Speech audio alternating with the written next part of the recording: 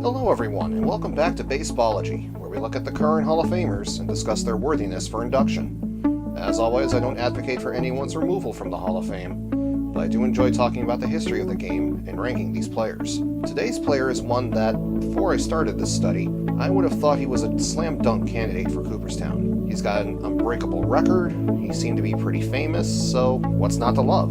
Then I noticed that the baseball writers didn't vote for him. Okay, they've made mistakes in the past, they've overlooked some greats and inducted some not-so-greats, so they're not perfect. Then I noticed that he didn't get inducted by the Veterans Committee until 1979, more than 30 years following his death. Okay, now I'm getting a little nervous. I mean, it wasn't like the Veterans Committee was constantly screwing up in the 1970s. Oh, yeah, that happened. Okay, fine, maybe my memories of this guy were just that one record season where he drove in 190 runs.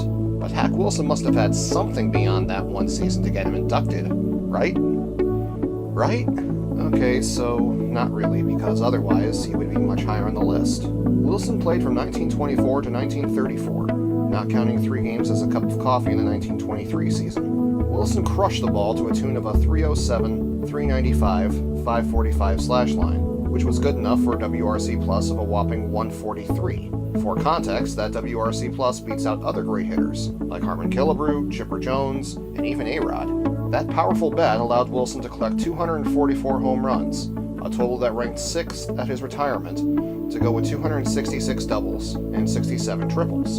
His WRC plus of 143 ranked 17th at his retirement, right alongside other greats like Roger Connor and Nap Lajoie. All of these figures are fantastic, and show how dynamic of a presence Hack Wilson was in the lineup. So what's the problem with his induction? Well, one problem is that Hack Wilson was objectively terrible in the outfield. Fangraphs has him rated at negative 67 runs as a defender, which, considering he only played in 1,300 games, was pretty bad.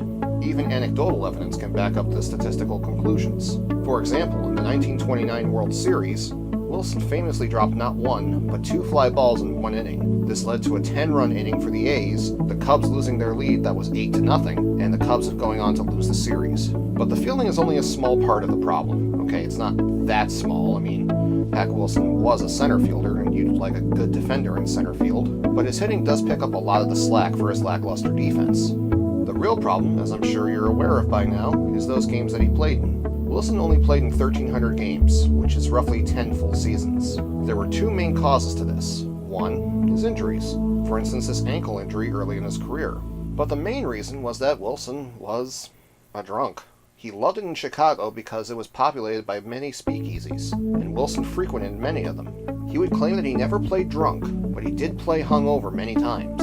Cubs manager Joe McCarthy would constantly be bailing his star center fielder out of jail or other predicaments due to his alcoholism. The 5 years that McCarthy managed Wilson, from 1926 to 1930, saw Hack Wilson put up many of his best numbers, including his legendary 1930 season that saw him record 56 home runs and 190 RBIs. Across all 5 years, he posted 177 home runs, 708 RBIs, and 32.4 WAR, with all of his totals being top 4 or better.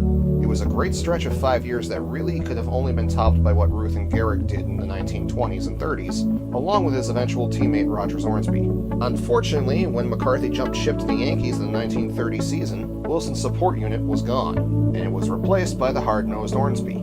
Hornsby and Wilson didn't really get along well, and Wilson put up a dismal season in 1931 that saw his playing time go down and his drinking go up.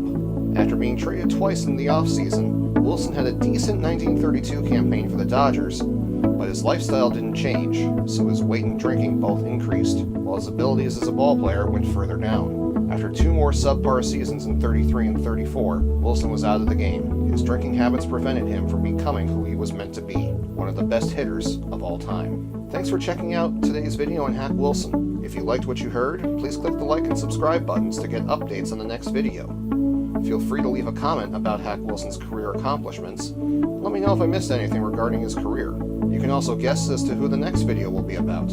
Here's your hint. We've already covered 2 parts of the legendary double play combination. It's now time to finish it off with a shortstop. That's all for this time. I'll see you next time.